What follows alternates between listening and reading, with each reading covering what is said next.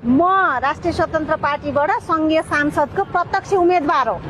त्यसकारण मलाई राष्ट्रिय स्वतन्त्र पार्टीसँग नाता जोड्ने होइन।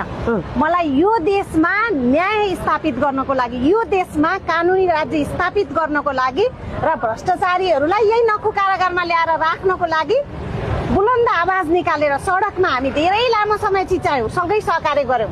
रवि सर हामी सँगै भ्रष्टाचार विरुद्धका अभियानहरू चलायौँ।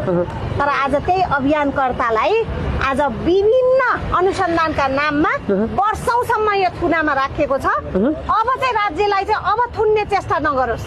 अब न्याय फास्ट ट्र्याकबाट दिनको लागि अविलम्ब प्रधानमन्त्रीले कसलाई भन्नुपर्ने हो, कहाँ कहाँ निर्देशन गर्नुपर्ने हो, के प्रक्रिया पुर्याउनु पर्ने हो, कुन अदालतले कसरी काम गर्नुपर्ने हो, निर्देशन जारी गर्नुपर्छ। अविलम्ब भनेको कति? फागुन 21 भन्दा पहिला फागुन 21 मा उहाँ प्रत्यक्ष एउटा चाहिँ निर्वाचित हुनको लागि, उहाँ उम्मेदवार हुने गरी उहाँलाई समय दिनको लागि उम्मेदवार त उहाँ कारागारमा रहे पनि हुन पाउनुहुन्छ। उहाँ अहिलेसम्म दोषी करार हुनु भएको छैन। उहाँलाई कुनै दोष लगाउनै सकेका छैन। आज कति धेरै प्रधान कारागार भित्रबाट चुनाव लड्न पाइन्छ भने मजाले पाइन्छ, मजाले पाइन्छ। उहाँलाई त यहाँनिर न्यायिक हिरासतमा राखिएको हो, न्यायिक थुनामा राखिएको हो। उहाँको अनुसन्धान भनिरहेछ, उहाँलाई दोषी करार गरेका छैन राष्ट्रले। त्यसकारण उहाँको निर्वाचन लड्न पाउने अधिकार सुनिश्चित छ। सुनिश्चित छ। तपाईँ पनि